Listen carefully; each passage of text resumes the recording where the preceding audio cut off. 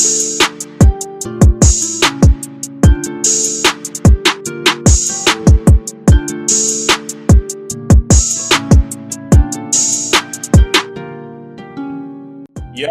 what's good, everybody? It's your boy George Michael Perez, aka GMike, and y'all already know what it is, baby. Back with another episode of the G Perspective. And before we get into it, please follow me on all my socials: Twitter at George Mike Perez, Instagram, TikTok, and YouTube at GMike Media _. The audio version of this podcast is available on all podcast platforms. And don't forget to check out your boy on Peace in the Streets Radio on Facebook every Wednesday night, 10 p.m. to 12 a.m., talking about all the current events on sports, baby. This week, bringing back an old guest, Ernie Diaz, to talk about his favorite team, the Balitmore Ravens, who are first in the AFC North already through week 9 with 6-2 record. And we go into the beginning of the regular season for the Miami Heat and how slow we have started, but there's rooms for improvement and a lot of good things to talk about. So don't forget to please subscribe, follow, put some comments under the videos, talk your smack, but let's get it. Ernie, what's good with you? What's up, my man? What's up? How you doing? Good, man. Doing great, man. Thank you for giving me some of your time to come on. I see you freshly shaved. It's not even Ernie no more, dog. I told everybody it's still me. You know, it's like a different version. I might have some different takes. Who knows? I tend to say some outlandish stuff, so we'll see. So when you got fresh face, you got certain takes, and then when you got the beard, you're like, hold on. Now I feel like the testosterone's kicking in, and I gotta say some other shit. You're right. Hey, I might say outlandish stuff without the beard. I'm not myself. you don't do things when you're not yourself. You don't know. I love it. Hell yeah. Well, man, for the people that have watched the show that seen you come on before, but for the people that haven't, Ernie's a big-time Balitmore Ravens fan and a Miami Heat fan like yours truly. So today we're going to be talking about those two teams, man, and we'll get started with the Miami Heat first, man, because it's just the beginning of the regular season, bro, but we're starting off pretty slow. 2-4 right now. We sit at the 8th seed of the Eastern Conference. Just to give a little gems there for the fans out there, little facts. We've been giving up 2 big leads and 2 big losses. One was to the Nets, and the other, I can't remember the team, but it was earlier than that. But we were up by like 15 plus, and then come to the third and fourth quarter, we lose those leads, and we end up losing the game. Actually, it was the first game against the Pistons that we were up by like 20. Yeah, almost lost that one.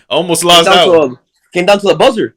Yep. Nate Cunningham missed a 3-pointer that would have lost the game. So, I mean, like you said, it could have gone either way. Yeah, big time.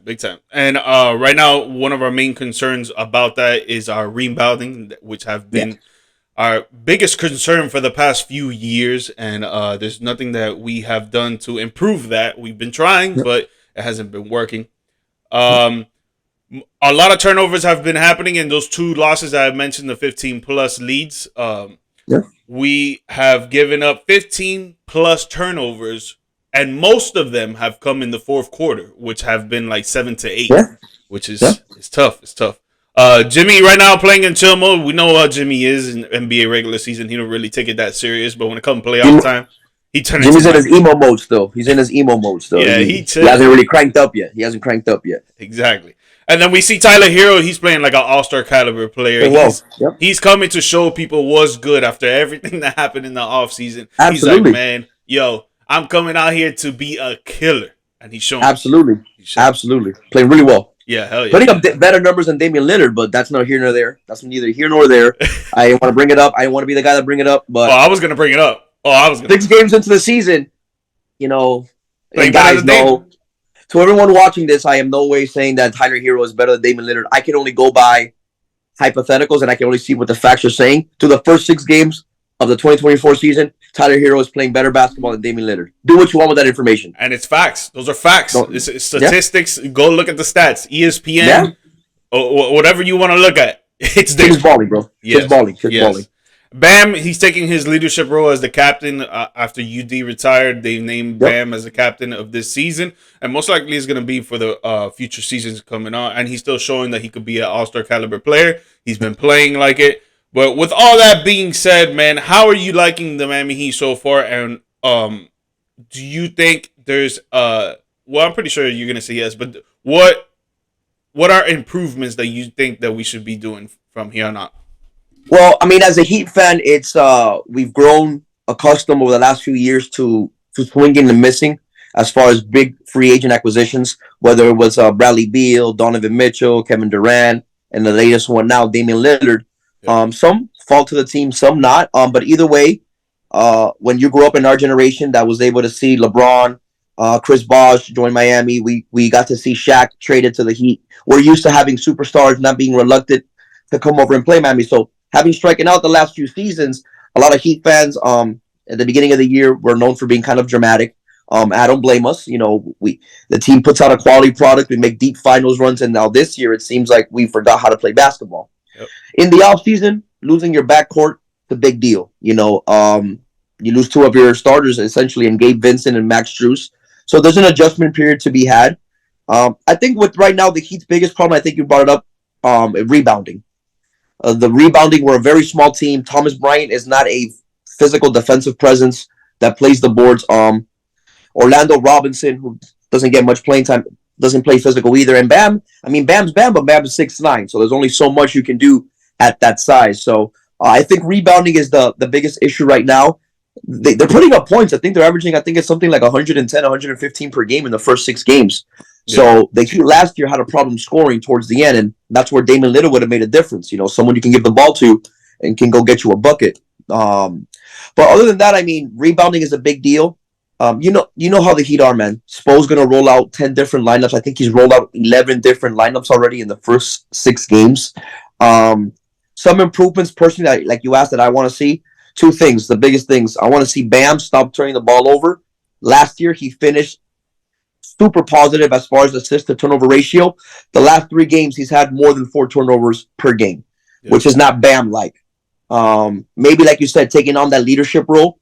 Sometimes maybe he's trying to do too much on the team. So I think that's something that can be fixed only 6 games into the year. But definitely want to see Bam clean it up a little bit on that aspect. And the second thing is, I've been saying this since last season, I want to see Nikola Jovic minutes. Okay. I want to see him get some playing time. I think that kid is the future of the franchise. Kyle Lowry is a veteran. Kyle Lowry, brings a lot. He's had a great career. I don't think he's washed. I just think that you're not getting what you want from Kyle. So why not play Jovic? I'm sure Spo will going forward, but those are just 2 things that, as a Heat fan, I would want to see. I think with Jovic, just sticking with that subject, I think with Jovic, I think he has a lingering injury that it keeps him off from playing more minutes. But I do like where you're coming from, because like Lowry, I don't think he's washed either, but he has gotten old, and you could tell Father Time has got with him, and it's not the same. But I do like him to come in. If he's gonna play the starting role, he's got to play to maybe like the 8-minute mark and then take him out, right? Yeah. But like when he's on the court, I would like to see certain plays made up for him to take 3-point shots, because I think his 3-point shot is pretty fucking good. I think when he's aggressive, he's good. It's just sometimes, he doesn't look to, like that first game of the season. He had the first loss after they beat the Pistons. He took his first shot in the fourth quarter. Yeah. Like if you're gonna be out there, especially with this Heat roster, but we don't know what we have yet, you got to have an aggressive Kyle Lowry. Yeah.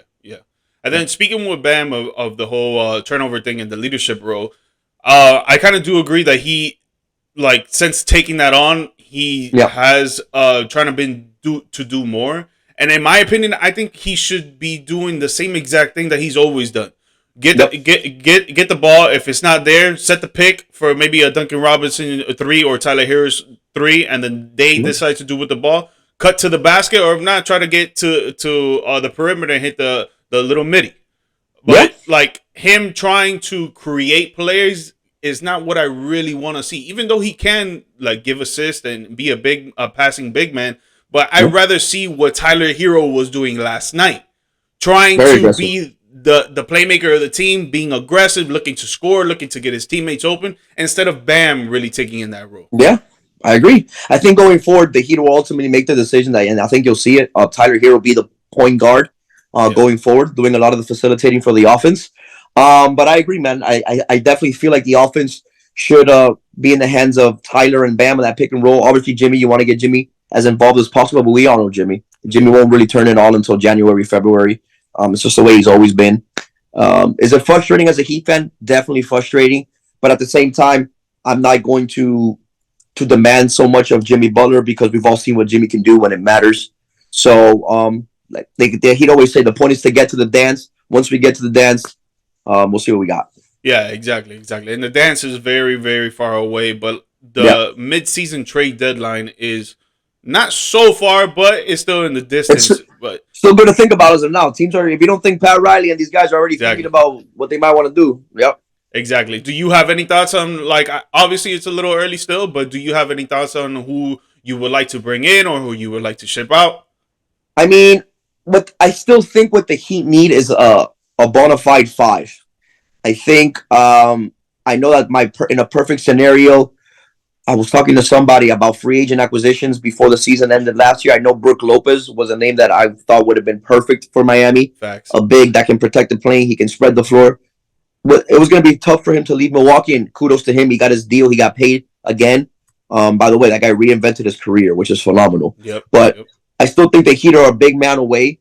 And obviously, anytime you can get wing players that can score, that's what you ultimately want. The wing that we signed this offseason, Josh Richardson, we got to see him some last game, played really well. He knows the system. He knows what it's like to be in the Heat culture, which is a real thing. So I guess you're looking at guys who are expiring contracts, going to be free agents next year. I know Donovan Mitchell didn't sign his extension with the Cavs in the offseason, so he'll be a unrestricted free agent next year. I think that's a name that automatically makes the Miami Heat better. And let's be frank, Donovan Mitchell thought he was coming here. Facts. Like that. He had, I mean, when Utah made the trade, and obviously they got a good haul for him, but he came to the Pro-Am, he played with Bam, like he thought he was going to be, and he said it multiple times, he's not shy about it, which makes it so frustrating when the Heat don't get these guys because these guys want to come here, you know, and they've openly talked about it. So I think that's one name to look out for. Klay Thompson doesn't make a lot of sense. He'll be a free agent next year too, but Klay Thompson is not the same offensive player he was. He can't defend. I think that he need another. I think they need a big man, and in the NBA, you can't have enough wings that can score and create their own basket. So Donovan Mitchell, I think, would be at the top of every Miami Heat's wish list. Yeah, for sure. I agree with that. I think he's number one. I think second would be Zach LaVine from Chicago, or Definitely. even DeMar DeRozan. Definitely. You know, try to pair him. I like DeMar with Jimmy. DeMar's game ages well, man. That mid-range jumper is going to be there for. I mean, it ages well. Yeah, for centuries. I don't think the mid-range game is going to go nowhere. If you have a lethal guard that can pull up from midi, bro, and drain it every single time. And it's coming back now, you see guys like Tyler take a lot of mid-range jumpers. Mm-hmm. You see DeMar, Jimmy operates the best on the little fadeaway, 15, bam, with the 15-footer. I love the jump shot. I think the jump shot is great for the NBA. I know for a while the NBA became fast breaker threes. I love to see the incorporation of jump shots again, for sure. Yeah. But just thinking with the big man, because I do believe that we need another big man that's gonna be bigger than Bam in height wise.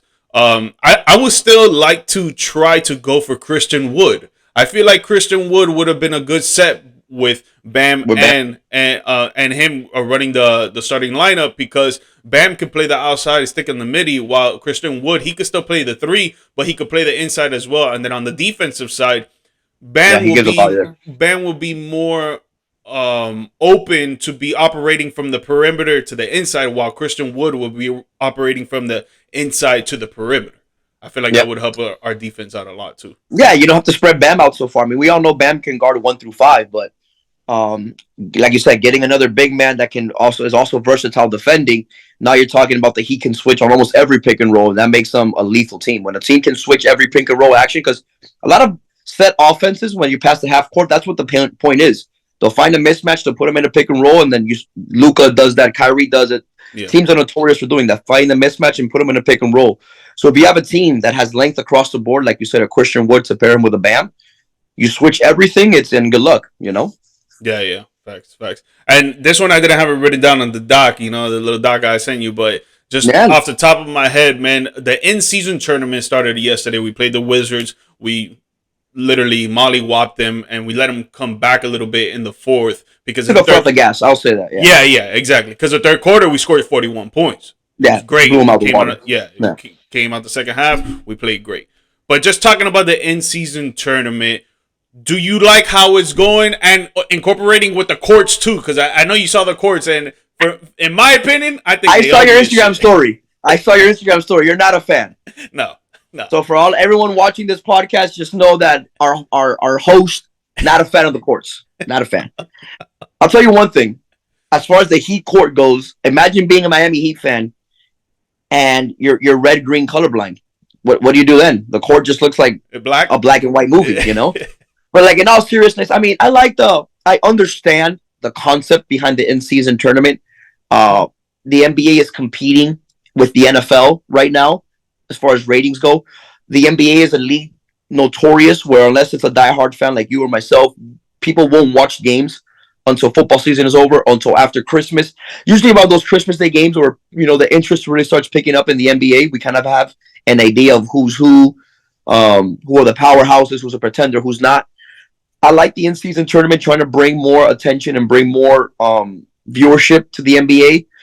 I think the court's a little much. I think it looks a little of a Bush League. It looks a little like JV. But I get it. You're getting me in a different look. If you're not a casual basketball fan and you're scrolling through channels and you see a freaking bright red court or the hideous thing that was the Indiana Pacers court, you see something like that, it's going to grab your attention. Not even like because you like it. It's just eye-grabbing. So, True. Good job in marketing there by the NBA, try to appeal to a different crowd, I guess you can say. Hopefully Adam Silver can have someone date Taylor Swift in the NBA, bring a lot of non-NBA fans there, and you can do away with the courts and stuff. But yeah, I get it. I mean, honestly, I still don't know how the tournament works. I know they're going to be playing games. I know the final takes place in Vegas. Other than that, I have no idea what the point of it is. But if I'm going to watch, yeah, I'll watch. Absolutely. Yeah, I think the point of it is you hit it on the mark a little earlier. It's just to bring more attention for the middle part of the regular season for other fans. For the players, it's just incentives with money. They get the winner gets $500,000 each player. And then another thing is to bring. I think they haven't said this, but in my opinion, I think it's to bring a light to Vegas basketball because they're talking about bringing in two franchise teams, which will be Las Vegas and Seattle. So if they grow already the viewership in Vegas. To see how it's going to go and see how it's going to move on, this in-season tournament is going to help with that. Well, I'll tell you one thing. If Vegas was able to pack out a hockey arena, a hockey rink, and the first year the team went to the Stanley Cup, they lost, I think now in their third season. Last year they finally won it. If hockey was successful in Vegas, and obviously the Raiders are successful now, as far as attendance goes, I don't think basketball will have any issue whatsoever. Absolutely not. Yeah, so you make a great point. You make an absolute bringing the attention to Vegas. Bring the people over, and we'll see. Yeah, because it already happens with WNBA, the Las Vegas Aces. Like my girl and I, when we went to and how those games are packed. Like dude, super packed, bro. Like like you couldn't even you couldn't even walk in there. And when we sat down, sitting like crunched up like this. Like, yeah. And people are like, oh, it's a WNBA, but yeah, bro, Vegas people take their sport seriously, man. Yeah, they really do. Yeah, they really do. Yeah, man. Before we move on to the Baltimore Ravens, this last one, talking about the in-season tournament. So Tyrese Halliburton, the point guard for the Indiana Pacers, he was sharing his thoughts on the in-season tournament, and he said, quote, I think the greatest initiative for everybody to do it would be an automatic playoff bid. If it was a playoff spot, I think everybody would take it very, very serious, right? I think the older teams would take it serious. Off of what he's saying, what do you think about that? What's your opinion? If a team would win the whole thing, the whole championship in Vegas, they get an automatic playoff spot. It's tough. That's interesting. Yeah.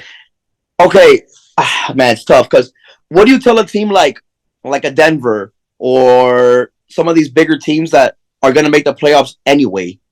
So then would they not take it as seriously? Would they just, Yep. So because we're only 6 games in. We're only 6 games in. We're only 6 games into the season. I think it's premature to automatically qualify a team for a playoff bid because they did well during the first 2 weeks of the regular season, because that's essentially what it is. Yeah. I think if you want to make modifications going forward, you can make the beginning of the in-season tournament. You can make it some of the teams that missed out on the playoffs last year, and maybe guarantee them an automatic play-in. Like you automatically lock in the 9 seed. Something like that, where you're like in the wild card round where you still have to win a game before you get a series. I think something like Good that would idea. generate interest. Because a lot of times some of these teams like the Wizards or some of these bottom feeding teams, not for nothing, by mid-season, a lot of the fans are already giving up on the year. Yeah. Now the problem with that is if you get these bad teams to come out the next year, give them a chance to improve their rosters, come out the next year, play in this in-season tournament, the winner automatically gets a play-in bid.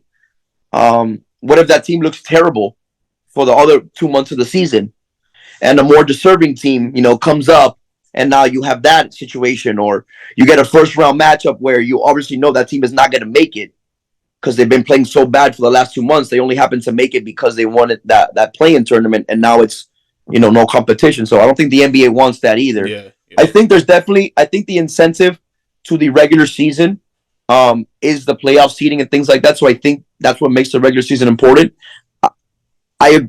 Although I get where Halliburton is coming from, I think by automatically including a playoff bid to a team that wins the in-season tournament kind of takes away from the significance of the regular season. Let's just take these 2 weeks very seriously, because if we get these 2 weeks and we win this tournament, we get a playoff bid. So who cares about the next 2 months? Yeah. You know what I mean? Yeah. So I think that's where you kind of draw like a gray line, but definitely something to think about. Yeah. No, for me, I was like, I was talking about it yesterday with one of my boys, and I brought it up, and he was like, yeah, but then if that happens, then what you just said, like the whole rest of the year, that team's not going to take it serious, and they're going to be like, whatever, we got a playoff spot already. Means nothing. Yeah. So it'll be tough. But whatever, at least, hey, $500,000. Something to think about. I mean, I know y'all getting big time contracts, but $500,000 for the dude that's 15 spot on the roster? Shit. You don't think that guy wants it? Come on now. Yeah. 100%. Probably makes more than other salaries. Yeah. Yep. Facts. All right. So we got the Baltimore Ravens. They're sitting at 6-2 right now at the top of the AFC North division. They are 2-1 at home and 4-1 on the road with a 3-game winning streak right now. Their offense is ranked 11th in the NFL according to ESPN. They earned 351 yards per game, which includes 208 passing yards and 143 rushing yards, which is one of the best in the league so far.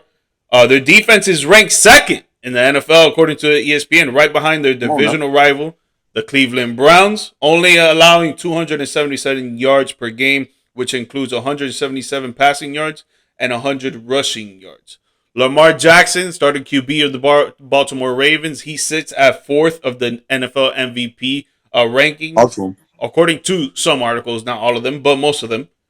He has thrown for 1,767 yards with 160 completions on 227 attempts, which is 71% completion rate, which is fucking fantastic. Insane. Thrown 9 TDs, 3 interceptions, but has ran for 380 yards with 5 rushing TDs. With all that being said, Ernie, how are you liking the Ravens so far already in the mid-season of the NFL regular season? Let me just start with this. The Baltimore Ravens should be 9-0. That's just the truth. That Colts and that Steelers game, it still haunts me. Let me see the schedule right quick. Hold on. Yeah, they lost to the Colts on the road, and they lost to the Steelers on the road. The Steelers game was the famous game where everyone decided to drop passes, and then the Colts game was the Minshew mania game. We knocked Richardson out the game. Minshew comes in and kicks our ass, but overtime. But yeah, I mean, the Baltimore Ravens, man. My biggest concern going into the season with the Baltimore Ravens was where would they generate a pass rush? That was my biggest thing. And for the Baltimore Ravens to be number 1 in sacks, week 9 of the regular season is absolutely insane to me. Yeah. You're talking about guys like Justin Madubuike, who, by the way, is playing for a bag. Shout out to him. An absolute, in the words of Pat McAfee, an absolute dog. 5.5 sacks. Talking about Jadeveon Clowney, looks like he got into a time machine. Great against the run. He's always been good against the run, but he's creating a lot of pressure on the quarterback. Cal Van Noy, who was on the sofa, had no training camp, came in and has forced 3.5 sacks on the season. You're getting contribution. And Arthur Millette, former Pittsburgh Steeler, has 2 sacks on the season. You're getting contributions from everybody. And I think the defense led by Roquan Smith, there's a crazy stat. He was traded on Halloween of last year. Since that trade, the Baltimore Ravens have the number 1 overall defense in football in the last overall year. And I think Roquan Smith, it's just something about linebackers in Baltimore that like fits right. You know, the culture, the culture. You had Ray. You got Roquan. Patrick Queen is playing out of his mind for a contract as well. And he was about to get traded. And he was about to get traded. Yeah. Brandon Stevens, who started the year playing safety due to the lack of safety help that they need, is now back to his original position at corner. 2 picks on the season. Geno Stone leads the NFL in picks with 5. Marcus Williams was back at practice this week. He's probable to go on Sunday. Team's getting healthier. We're going to be out. Morgan Moses is going to miss the second game of the year with a shoulder injury. Macari will start. But, the team's getting healthier. Lamar Jackson is playing MVP ball. There was a crazy stat. 9 weeks into the season, he has almost identical stats to his MVP year. So he's on that kind of trajectory as far as overall touchdowns and pass yards. But I think the Ravens are playing really good football. The main thing, and you hear this throughout the outlets, and I agree, is the one thing you're looking for from Baltimore's consistency. They haven't put, although they are on a 3-game win streak, you haven't seen back-to-back consistent dominant performances. You had a super high against the Lions. Then you had what's the definition of a trap game in the Cardinals, which got really close there towards the end. I think this game against Seattle, right before we play Cincinnati and Thursday Night Football, I think this Sunday, it's going to be a very important game because we got Seattle, very tough team with the acquisition just now of Leonard Williams, boosters up the defensive line. Seattle, 1 o'clock Sunday is going to be a really tough game. And then you got Cincinnati on Thursday, so it's a quick turnaround. Yeah. So this week is probably one of the most important weeks for Baltimore this season. Yeah. If we were talking, if this was week 3 of the NFL season, I would say that there's a lot of concerns for the Baltimore Ravens because in the beginning it was I was worried about the offensive line. I was like, why are they not protecting as well? I was worried about your pass rush defense, like how you were mentioning it. Yep. But now, 5 weeks later on, I don't know. I think you guys are a very complete team in the AFC. I think there's 3 teams in the AFC that are at the top right now, which would be Kansas City, Miami Dolphins, and then you guys. Yep. I think now you guys are really putting it together, getting that chemistry. I still think the receivers need to start catching more balls than dropping because I feel like it has gone up for sure, but I feel like it's still somewhere around there that they're not doing as well as they should be. You're absolutely right. And another thing is Odell. Like, we think that Odell was going to come here. Obviously, we don't think Odell is the New York Giants Odell, but we thought he was going to contribute way more than what he is right now. 100%. You know what I'm saying? And I see him on the sideline. He's frustrated. Like, last game when he drew the pass interference in the end zone, like, you can tell he was upset. Like, he didn't want the flag. He wanted the touchdown. Yeah. So you can, I understand his frustration as far as wanting to play. But you're absolutely right. The Zay Flowers, Rashad Bateman, Odell trio that everyone, even myself predicted were going to be world beaters, have a combined 2 touchdowns on the season. Yeah, between all 3 of them. And Mark Andrews is still your top receiving. Mark Andrews has 8. TD. Yeah, he leads the tight ends and touchdowns. So a lot of this offense, we wanted to see the ball spread out more. But and I get it. It was going to take some time with Tom Monken. It's not going to look great every week, but you want to start seeing them build consistency. Yeah. Yeah, no, definitely. That's what right there. That's one of the biggest tools to actually winning far in the NFL, going through the playoffs and trying to get to the Super Bowl. If you don't have that consistency later on in the season or even mid-season, like it can. You're absolutely right. It can rip you apart for sure. Yes, sir. There was a rumor before the trade deadline went through that you guys were trying to acquire Derrick Henry, and it did not happen. But hypothetically, if it did, what exactly would I have meant for you guys? And since it didn't, do you think that it's really going to hurt you in the long run? What it would have meant for us, Super Bowl. Put us in the AFC Championship game. Automatically. Our backfield. I agree. Can you imagine a zone read where now with defense, you're talking about have edge rushers or linebackers who are setting the edge. You're going to make them decide, do I chase this behemoth of a man in Derrick Henry? Or is Lamar going to pull it last second and burn me up the sideline? Yep. That zone run scheme would have been absolutely insane. I would have loved to have seen it. I think that the Baltimore Ravens have serviceable running backs. I think Gus Edwards is a very serviceable back. I think he's a very good back. But 3 TDs last week. Yeah, 3. But I think when you had J.K. going and you had kind of that thunder and lightning combination, J.K. be like your big play guy and Gus kind of get the tough yardage. I think that's when Gus Edwards is at his best. he did come out and he was excited after scoring 3 times against Arizona. He did say, keep giving me the ball. Like, I want to keep getting the ball. So I freaking love to hear that. Yeah. But I don't think it necessarily hurts us going forward. As you can see, we're still one of the top rushing offenses in the NFL. But I don't think there's any doubt that adding an all-pro like Derrick Henry would have made the team a lot better.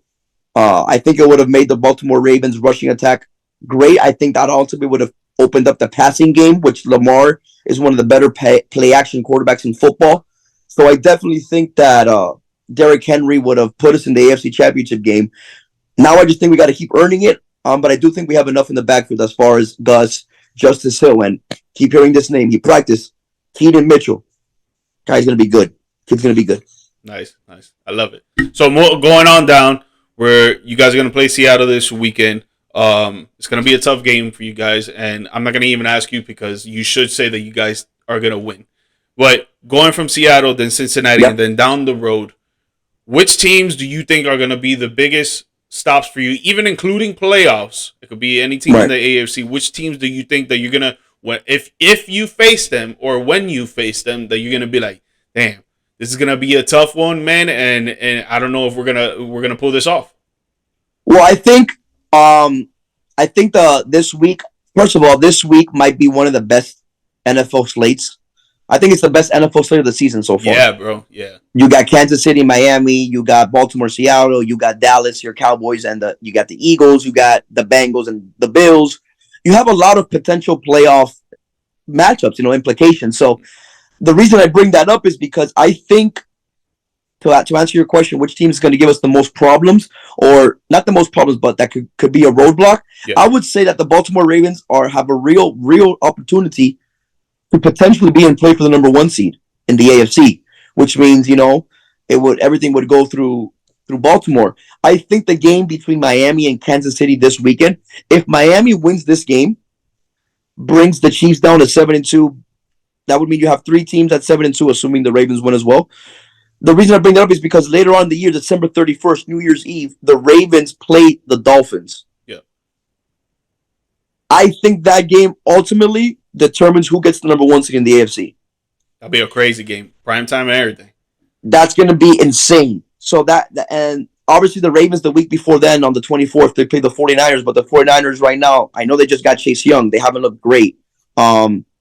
But I think that December 31st game, if the Dolphins win this Sunday at 9:30, I think that December 31st game against the Dolphins ultimately decides who the number 1 seed in the AFC is. And if the Ravens do get that number 1 seed, I think that we're in very, very good shape. Very good shape. Yeah. No, you guys are look very promising from here on up. Like I said, if it was week 1, week 2, week 3, I would say a lot of concerns. But now I think you guys are really putting it together. I think the chemistry is really coming together. I think another thing is the culture in Baltimore, especially on the defensive side. Yep. I think that's always been there. Not always, but for a very long time now. Since play like a Raven. Since like the late 90s, and I think that a lot of players are really feeling it right now, and they're using it for their advantage, for the momentum, for the motivation, their discipline, and they're going out there and trying to get these dubs for sure. Yep, absolutely, man. I agree wholeheartedly. Yeah, man. Well, it's a good time to be a Ravens fan. Yes, sir. Yes, sir. It is. You guys are up first in the AFC North, baby. 6-2. Seattle this weekend. I got Ravens. And I got Ravens too. And at home. The Ravens actually they've been the team that's traveled the most in the NFL so far. They've had the most road games. They had to go to London for the game against the Titans. So I think they get the next 3 at home. I think that's going to be a huge advantage to us. So we've already played all of our divisional AFC North teams on the road already in the first 7 weeks of the season. That's fire. So at the end of the season when it really matters. So towards the end of the year, those divisional games are going to be at Baltimore. So we're 2-1 in the division right now, but we get to see the Browns, the Bengals, and the Steelers at home. So basically, to the cliche, it's the division is in our hands to win or lose. And you always want to be in that position, especially moving on into the season. No, and especially obviously the Steelers. They keep I don't get it. They keep if you were to flip their scores of every game, they'd be 0-8. They've won every game by 7 or 8 points. It's insane. That defense, insane. man. That defense is what keeps them in the game, bro. If they had TJ Watt's an animal, bro. Dude, if they had if they had a quarterback back there that just a competent quarterback. You know what I'm saying? Like, I think they would be right there fighting with you guys. Insane, bro. Right absolutely. Yeah. And listen, the Steelers, I don't care what the record is. When the Ravens and the Steelers meet, throw away the records, throw away what the teams have looked like in the regular season. Or always any predictions. Always take the under of that game and buckle up, because anything can happen in that matchup. Anything. Yeah, bro. Yeah, bro. Anything. Yeah. And the same thing with the Browns too. Their defense is really obviously ranked number 1 in the league, but their offense is a little cocky. Deshaun Watson hasn't played in 4 games. Now he's going to start this week. He's going to come back a little rusty. Who knows if they actually win? Man, who knows, bro? It's a big, and the AFC North is the only division in football where every team is over 500. So even with all these question marks, like you said, with Deshaun and the Browns and the Steelers and their quarterback play, even then, every team has a over 500 record. So that goes to show you how crazy good that division is, and you're going to get the best out of every team, no matter what. So every week you have to fight. The Ravens could be 2.5 games up on the lead right now. It means absolutely nothing, because you still got to play these teams one more time.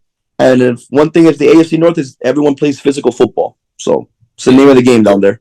Yeah, and I thought the Bengals were going to be right there with you guys, but their O-line is just complete trash. And the way that your defense is playing, I don't think they win a game against you guys, bro. Honestly, I hope not, bro, because the Bengals, they scare me, man. Joe Shiesty looks healthy now.